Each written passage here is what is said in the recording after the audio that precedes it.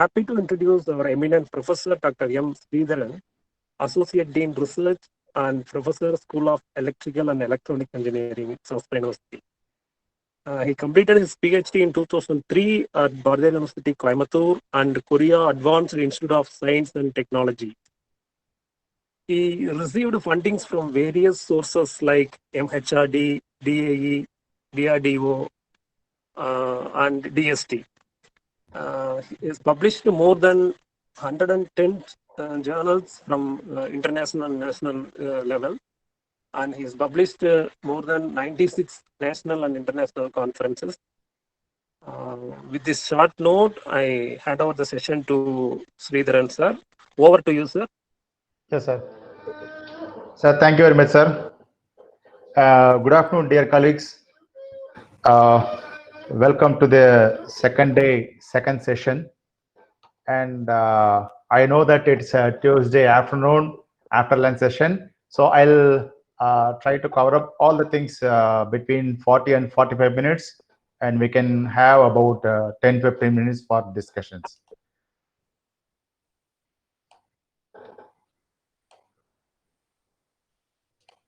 Yes, sir. Go ahead, sir. Yes, sir. Yes, sir. Yes, sir. Yes, sir. Thank you, ma'am.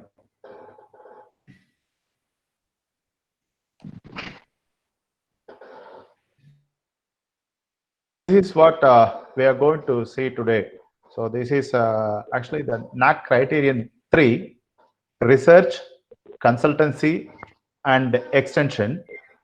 And before going into that, what I'm going to show is the significance of this NAAC accreditation, and also why the research contests come here.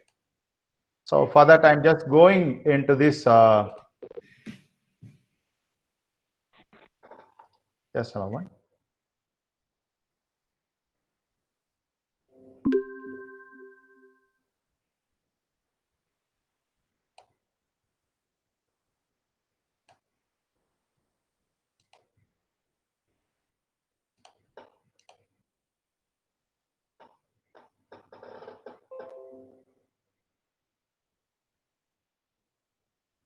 Okay, so that doesn't work. Actually, I wanted to show the NAAC website where they display everything about the entire process, what we have to do for the application procedure, and then what are the different categories, and what are the different criteria for which they have divided the marks in such a way that they give priority for the universities, autonomous colleges, and then affiliated colleges, and what is that, UG and PG level.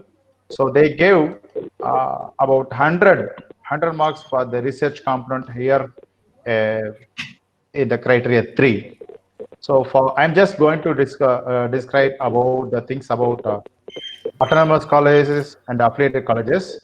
And you can see here actually for the autonomous colleges, the marks is 150. Sorry, the point score is 150. And for the affiliated colleges, UG it's 110, and for PG it's 120. And actually, if you go to the NAAC website, you can see the entire manual, which I could not able to link because I used the Mac version. But now, since I switched over to a Windows version, the link is not working. So, but you can surf in the web, in the NAAC website, about the manual for UG and PG colleges, where they have given everything about the self-study report, AQAR and IQS and everything, and also the methodology to calculate the credit points for each category, starting from the what do you call the criteria 1 until the criteria 7. Everything they have given clearly, and also the formulas used to calculate the points were also given. Sorry, I couldn't able to give that here. And you may think why research is having 150 points or 110 and 120 points for colleges, why we have to give importance. And as our Dean Planning and Development, Dr. Swaminathan has mentioned yesterday itself, when people, when the college want to upgrade themselves from a grade to the next level, say for example B to B plus or B plus plus or B plus plus to A or A to A plus, there is a marginal difference in the what do you call it, the credit points, where if you do research at the college level, it will be what you call value added point for you. So in the college level. So I'm just going to describe how to calculate and what are the documentation required, because I don't want to show you all the formulas and everything. Maybe I can share you the PPT slides as well as the Excel sheet, including the manual, so that you can go through it. But now, considering the time factor, I just go to the important points and then what are the documents required, what are not required. So that is very important. So, and in this presentation, I mainly focus on the what do you call the points related to affiliated college at the PG level. So we have about several points. The first one in research is 3.1, promotion of research and facilities. Right.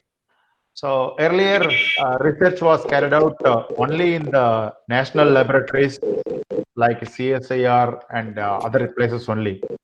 Then they started doing research in the university level, and also now we have deemed universities, and then we are doing, even see, for example, there are some affiliated colleges in Tanjavur. I can say including Marudhubandiya College, Pondi Pushpam College, and these are all the arts college, and then we have a lot of engineering colleges in and around Tanjavur as well as Trichy, where if you start searching for publication, the publication numbers are getting increased in the college level. Earlier, people thought that research is meant only for universities. College people should not do like that at all. Some things are there. But now, everyone started doing research and everybody started to publish. And in fact, in some small colleges, they have very good research funded projects also. So based on this, the number of publication, the manpower, the research scholar power, and then the projects, other things, right? So are added in the NAC criteria so that the research component has a value in the NAC CGPA calculation. So now for the 3.1.1, so they are going to ask for the grants received from government and non-governmental agencies, and it's for research project as well as for endowments, and this is for the last 5 years or the assessment period. So you can ask us what all the funding agencies are. So UGC is there, AICTE, and popular funding agencies, DST, DBT, CSIR, DRDO, right? And a lot of, and Tamil Nadu State Council for everything is there. And then each state has some funding agencies, R&D funding agencies. And then coming to the what do you call non-government. So we have, say, for example, industries and companies like TCS, Wipro, Tata Power, and Schneider, and a lot of small funding agencies also are start giving funding. So those should be taken into account. Okay, so what they are asking for to document whenever you are going to fill the self-study report. So the documents you required are, number one is the list of grants or research projects received during the last 5 years. So you need to have, say, if the funding is from AICTE or UGC, you will be receiving a letter, right, regarding the sanction of the project as well as the release of the funds. So you have to have that.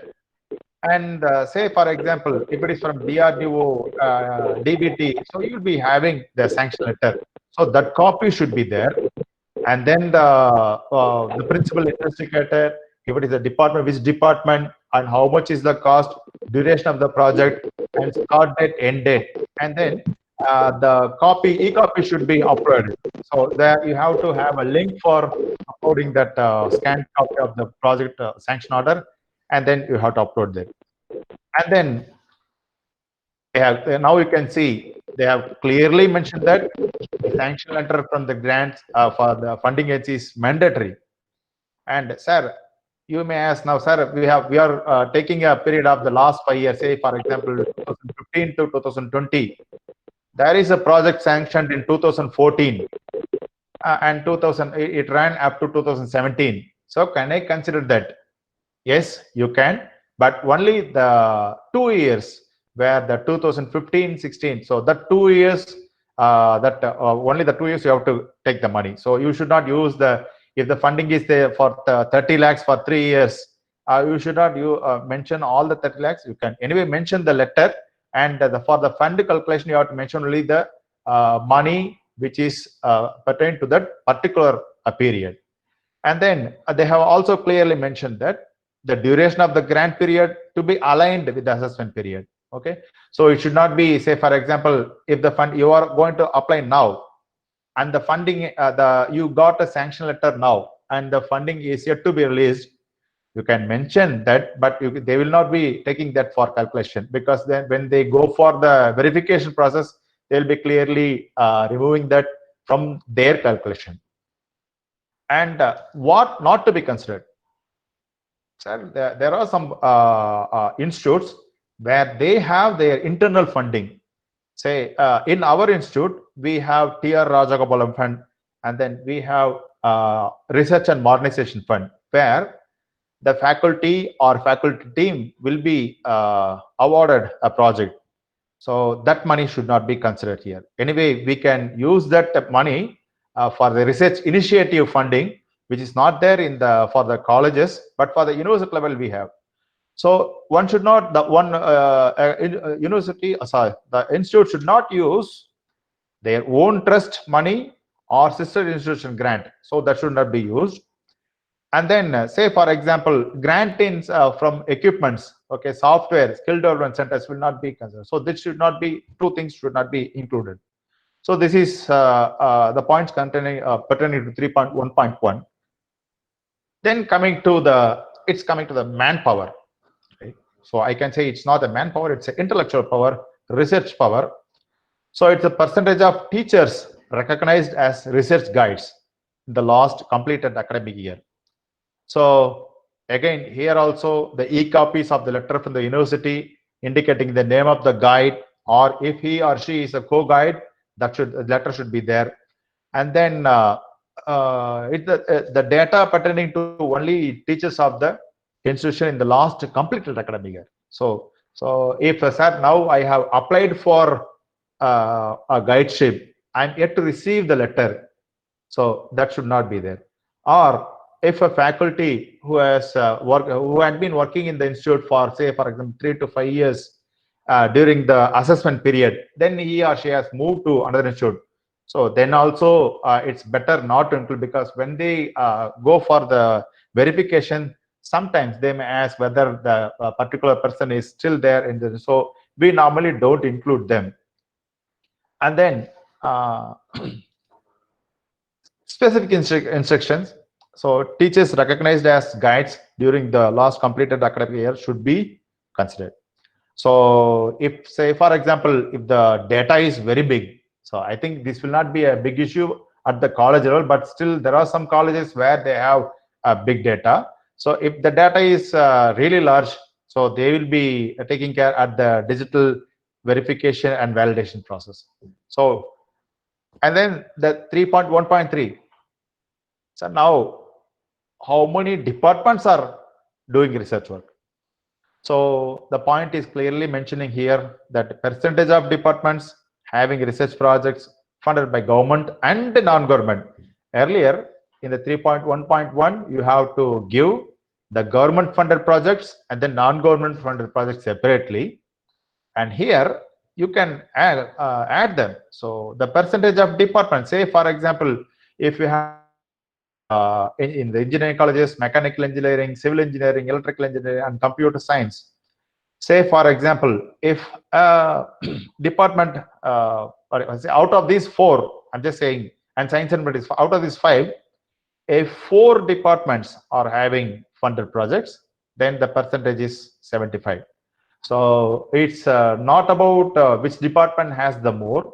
So every department should have a funded project at least. Okay. So, and then here they are asking for what are the documents we have to produce for that. So it's the list of teachers, say the name, their designation, right?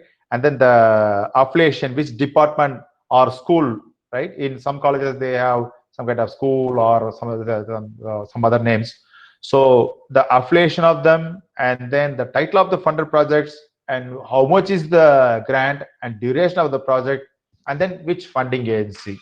So this should be given in the tabular column provided there.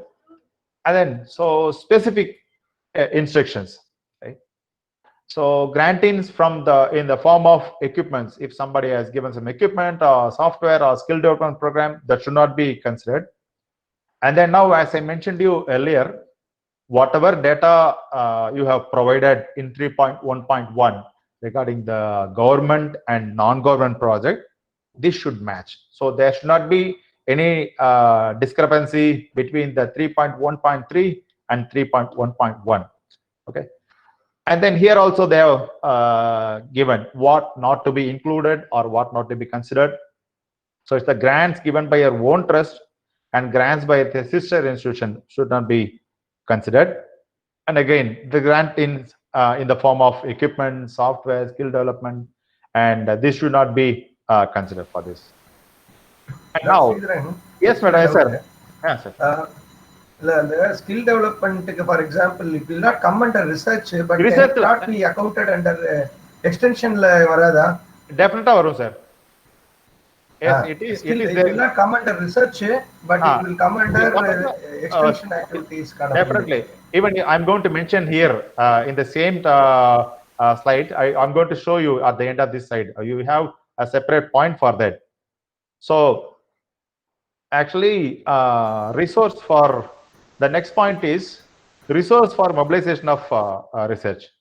So here only what we are going to do is we have to calculate the number of workshops conducted on research methodology, because we in our university level, we are going to, not university level, we are going to see all the workshop, conferences and other things we have organized.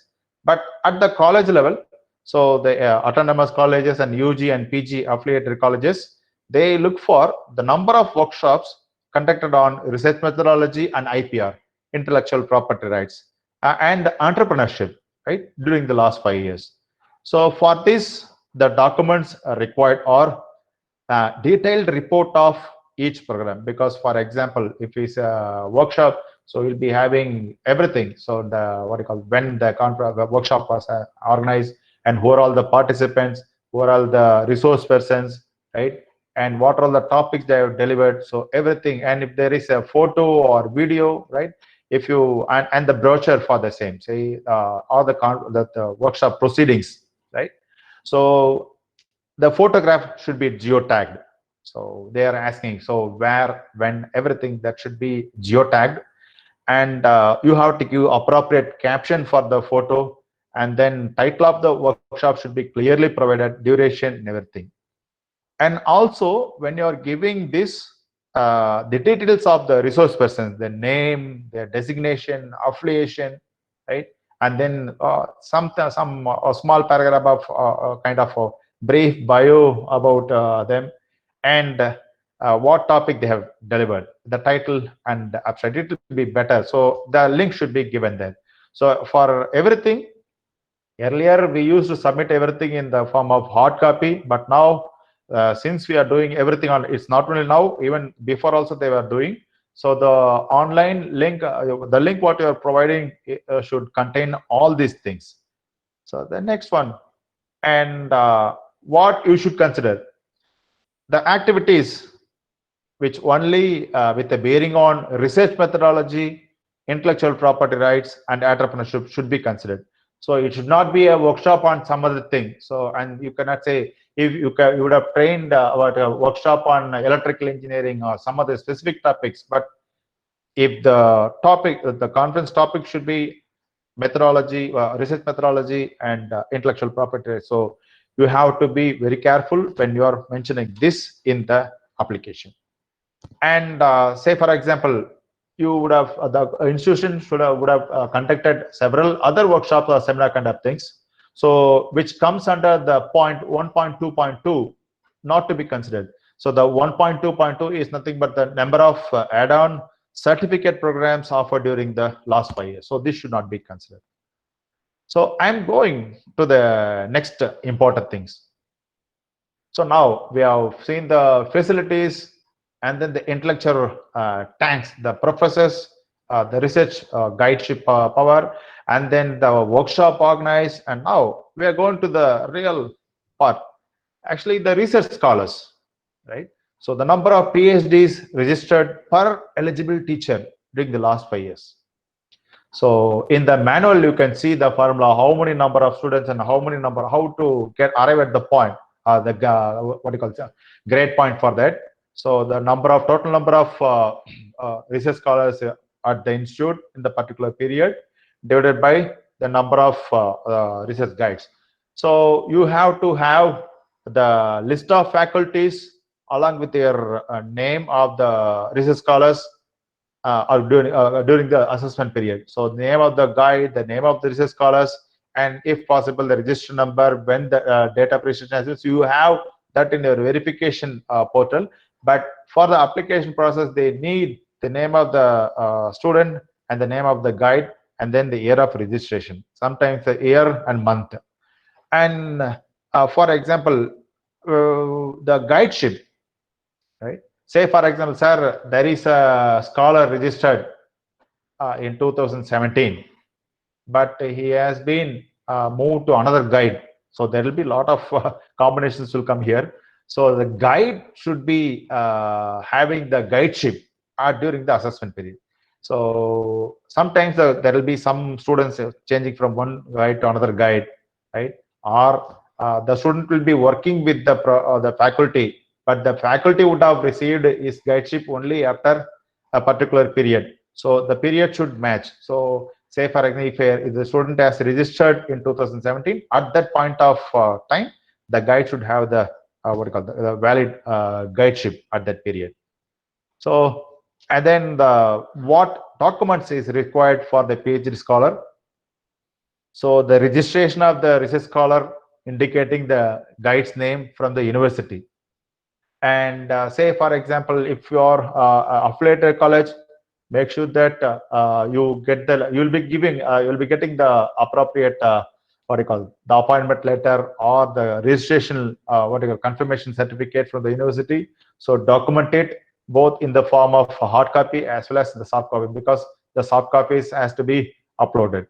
So and then here also if the data is very large, so randomly selected data documents from the university will be sought. Then what not to be included or considered, the guideship registration after the assessment period not to be considered. So that's what I mentioned earlier. So now the research facilities, projects, and then conference workshops the workshops are conducted. The guides, the PhD students, either it can be full-time or part-time, right? Then once the people do work, so the number of publications that matters. Now publication, sir, what should be considered and what not to be considered? So there are different publications that are in indexings, right? We have Scopus index journals, we have SCA index journals, we have SCAE expanded journals, and some of the journals are not at all having any indexing.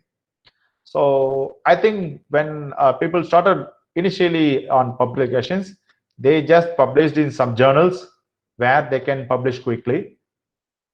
And now after the indexing and everything is getting importance and impact factor, the source national SNS, SNP, everything is getting important now. So at least even if they are not worrying about the impact factor, the indexing is very important now. So anyway, the impact factor is also a vital point. But if the publications are done in appropriate journals, So for that, they have the UGC list, right? So the UGC will be having a list, and you have to provide the what do you call, the link of the particular journal where it has been published. Actually, now you have the DOI. So DOI number and or the journal link directly you give, and also you have to verify that whether it is available there in the UGC list of approved list of journals. So that should be added here. And then actually this is what I mentioned, the actual link of the UGC for journals to be specified, and what not to be included. So there are sometimes people may by mistake, so they will not be giving the full detail, so that should be avoided. And then if the what you call list of publication is not in the UGC list or not indexed by Scopus or SCI, that should not be given. But anyway, whatever be the list you are giving, UGC will be, NAC will be verifying their database. So whatever, say for example, if you are from Kumarasamy College of Engineering, or if you are from what you call Marudupandi Engineering College of Engineering, or from Pundi Pushpam or some other colleges, they will give the affiliation of your college, and then they start search for the publication of your institute. So actually there they will be getting a list only that they will be using for their verification purpose. Sometimes even by mistake, if you add one or two more, you don't need to worry about that, but they will be checking in their database. So anyway, whenever we are giving the list, that should be prompt and Pakka. And then now going to the next level, so publication in journals, right? So now they are looking for the number of books published, book chapters, edited volumes, and then paper published in the edited volume, or national or international conference proceedings per teacher, right? If there are 100 faculty members working in institute, and then there are 100 such publications, then so it's actually the number of publications per teacher. So during the last 5 years. So for this, you have to, if it is a book or book chapter, right, you have to provide the cover page of the book, and then the content page, right, the content page of the book, and then if it is a publication, right, written in the edited chapter, so the first page of the selected publication. So here also the name of the author or authors, right, and then you have to provide the which publisher has published this, and then their ISBN number, right?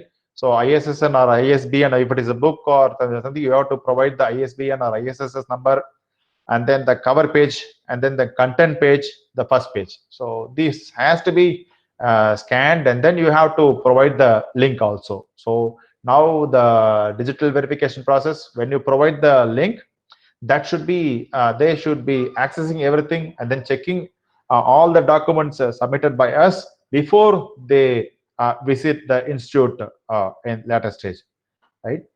And then web link of research papers by title, right?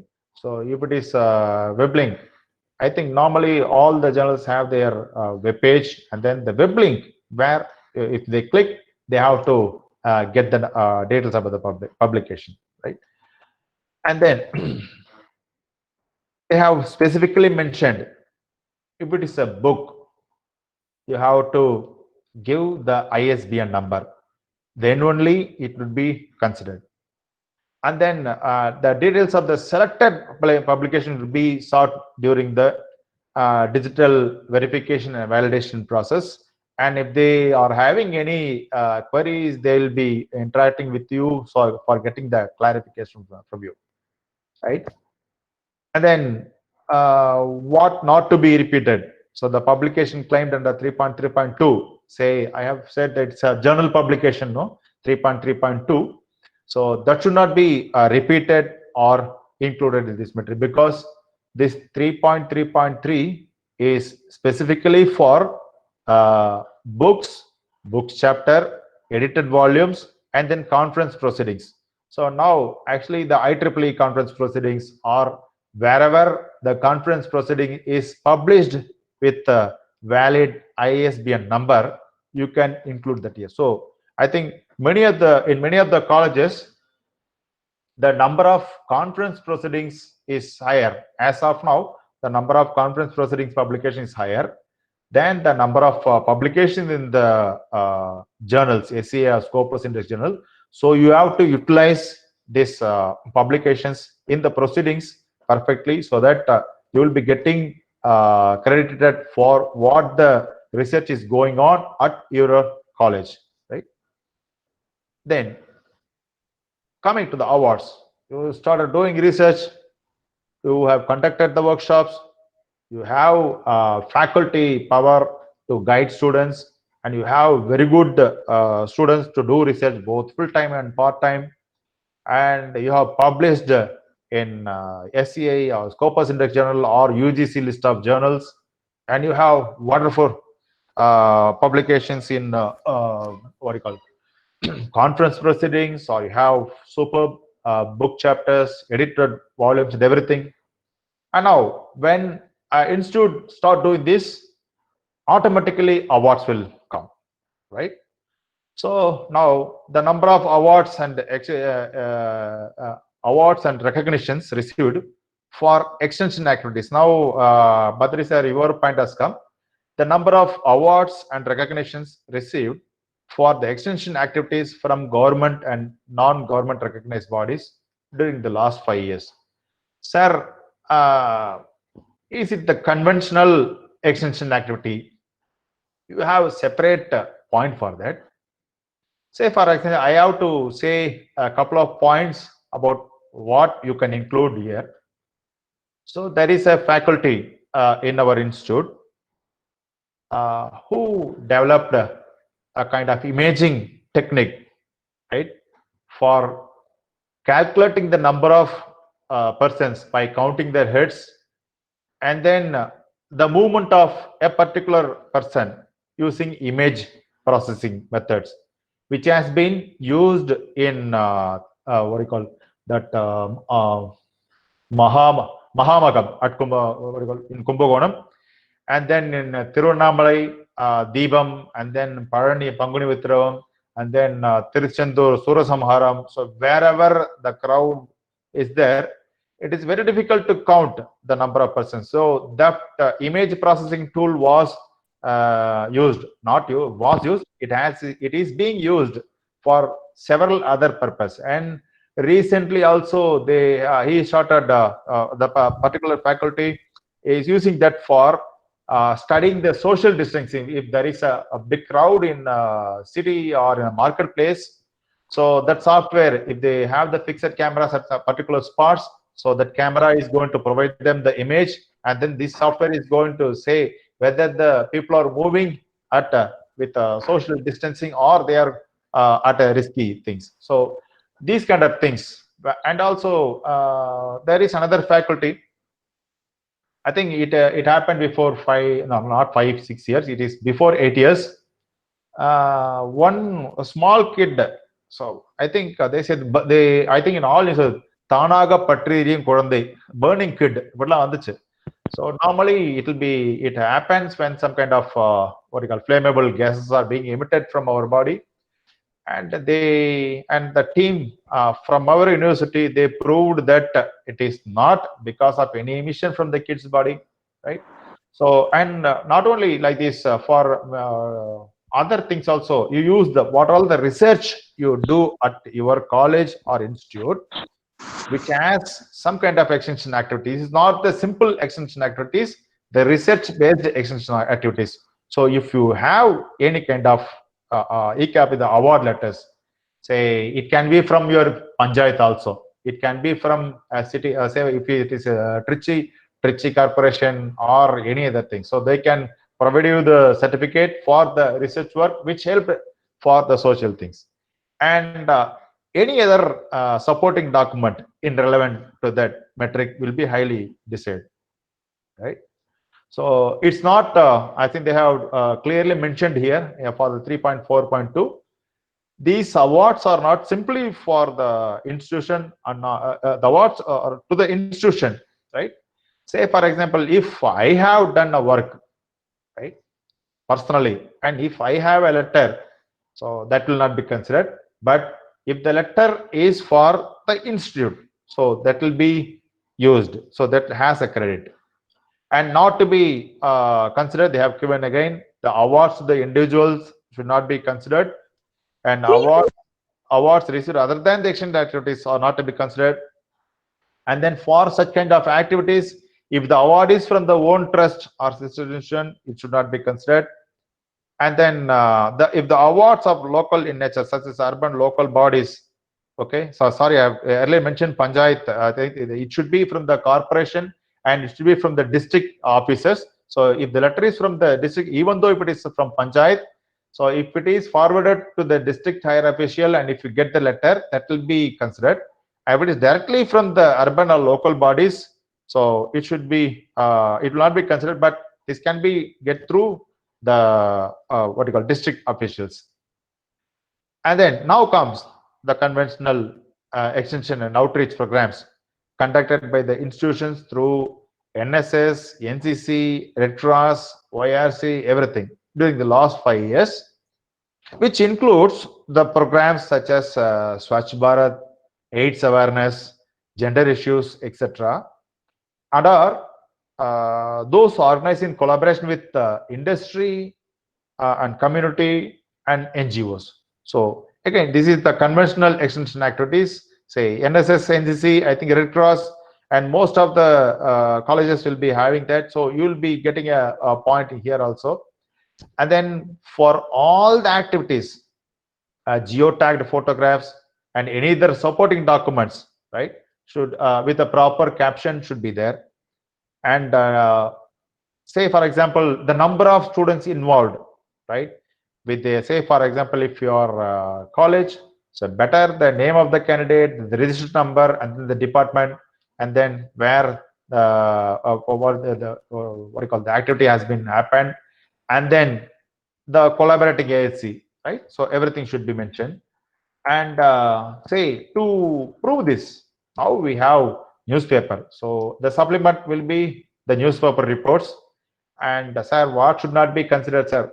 So events conducted for the benefit of their own students. Say, so for example, if something has been done for ourselves, right, and then it should not be included, right? Then now students are working in the outreach programs, right? So in the 3.4.3, we have seen that. So the average percentage of students participating in extension activities, right?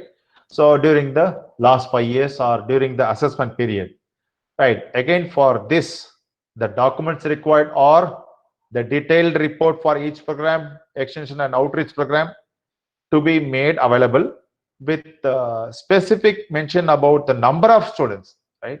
So you have to have, when they come for the verification, you have to have the list completely. But when you submit the digital documents, so the number of students who have participated in that and the list, and then with the collaborating agency with whom they have worked. So everything should be provided. And then photographs of any supporting documents of the relevant should be with the proper captions and dates. And here also geotagging is they have not given it as mandatory, but if you provide the geotagging, that will be very convenient for them to verify that, right? And then they have given the specific instructions like during the digital verification validation process, they may be asked for student attendance documents. Say you will be giving a list of about 100 students or 200 students, and you need to provide the attendance also, right? And then the certificates what the institute has provided to them. So for the selected extension activity, so you have to have the attendance, you have to provide them the certificates. So I think the copies of the certificate will be because we have handed over the certificates to them. So we need to have a backup of those things for our own accreditation purpose. So actually, whatever we are giving here in the 3.4.4 should match with the previous section where we have given all about the extension activities. So the data given here at 3.4.4 should match with 3.4.3. So there should not be any discrepancy in that. And coming to the next point, 3.5.1, the number of collaborative activities for research, faculty exchange, student exchange, or internship, right, per year. So every year, how many things are happening? So they did not mention about which department is doing or which, say, if it is a university level, they did not ask which school is doing. So it's the total number of collaborative activities. So here, the copies of the collaboration and related document indicating the nature of the collaboration and activities year-wise. Sir, what should be there? Normally, whenever we have any kind of collaboration with the industry or institution, we'll be signing what you call a kind of memorandum of understanding kind of things. So the collaboration, sir, no, sir, we are doing only. I'm collaborating with faculty from other institute. We do work together, and then we'll be publishing some articles in a conference or in a journal. Can we use that, sir? Yes, you can mention, and you have to mention here the nature of collaboration should be research and publication. Like that, you have to mention clearly. And if it is for student exchange, say for example, a college is sending their students for kind of intern, summer intern, or kind of for doing their project, right, or some kind of training related to research. So they can mention that also. So here you have to mention it is for the student exchange, for training. So, and also it can be for faculty exchange also, right? So this should be clearly mentioned. And then the documents, what you have to provide is the I think, sorry, what the specific instruction for the HAs are. The collaboration should be a valid one for the assessment period. So if it is 5 years, the collaboration should have started before 6-7 years, and you are going to continue still further also. But you have to clearly mention if it is for 1 year, 2 year, 3 year, or 4 years, or the entire 5 years during the assessment period. You have to make sure that you are providing the correct data. So it should be there in the assessment period, right? So, and then what collaboration? So projects and everything you have to mention, right? Job on the job training, project work, right? Or if it is simply student exchange or faculty exchange, everything should be mentioned. And again, what not to be considered. So the collaboration mentioned in the metric 3.4.3 in the extension activities, right? The collaborations mentioned in the metric 3.4.3 should not be considered here. And then say, for example, I have, to explain clearly, we have a Shastra main campus here in Tanjavur, and we have a SRC campus at Kumbakonam. Say if a student from Kumbakonam campus has arrived here, it should not be considered. So it is within the institute, right? Or if you have college, say for the MAM, we have, I think, 2 colleges or 3 colleges. So if the students are just going from one campus to the other campus, or if you say Saraswati, that college, they have all the colleges, arts, science, law, everything. So if there is simply exchange is happening within their group or the sister institution, that should not be considered. And then the certificate is issued by the external agencies to students, right, or the faculty, right, are not considered. So if you have any collaboration with the external agency, then it's also not to be considered at this point. Then, sir, do you have memorandum of understandings, MOUs with institutes or other universities or industries or corporates, right, during the last 5 years? So whatever we are going to do is only for the last 5 years or during the assessment period. So we have collaborations. We need to have documentation for that. Say, for example, the collaboration can be, right, also, as I mentioned in the previous case, the extension, exchange also can be within India or outside India. And here also, the activities what you're doing can be within India or outside India also. So if it is a university from college from India and then college from other countries, say USA or UK or from Japan, right? So there should be a MOU signed, and then the starting date and the completion date. Say for example, they will be mentioning from when the MOU is getting affected, and then the validity of the MOU, and then in some cases they mention that after the expiry of the first period, it will automatically get renewed for the next 2 years or 3 years. So we have to make sure that you have automatic charging of the MOU. Otherwise, you have to have the MOU signed again.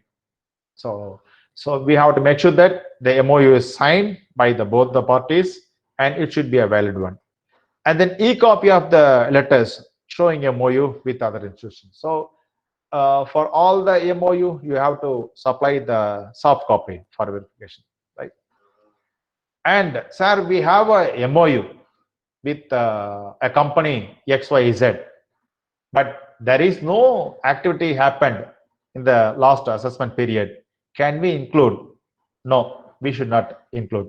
So it can be industry or institute or university, right? The MOU should be functional. So some happenings to happen. Right? It can be a student exchange or faculty exchange, or right. So something should happen. So if that has not happened, so say for example the MOU is for 5 years, only for 4 years some or a collaboration happened. For 1 year it has not happened, means then you have to mention it is only 4 years, and then you can clearly mention in that year because of something that is or the exchange has not been happened, right? And also they have given if it is for 3 years, it should be counted only for 1, right? And then at least the activity, they have mentioned clearly that at least 1 activity should have happened in the assessment period, right? And MOUs with the sister institution, right, or under the same trust should not be included. And then whatever data you are given in 3.5.1 in the previous section, that should not be included. I think I'm done with my presentation, right? So actually, I wanted to show you the NAC website, right? So where the procedure, I think you all would have gone through that. I'm damn sure you would have gone through that. And also you know about the different grading system and what are the documents. So where you want to find what you have to submit, there is a manual, and say for example the PDF file, Word file, and then Excel sheets. Everything is there for the universities, autonomous colleges, affiliated UG and PG colleges. You just can't download because sorry, I could not able to link that link here. So I'm done with my presentation well by 50 minutes. So you have 5-10 minutes for discussions. Thank you very much. Thank you, sir. Sridharan sir, done an excellent job as usual. You thoroughly covered, and also it was very, very clear.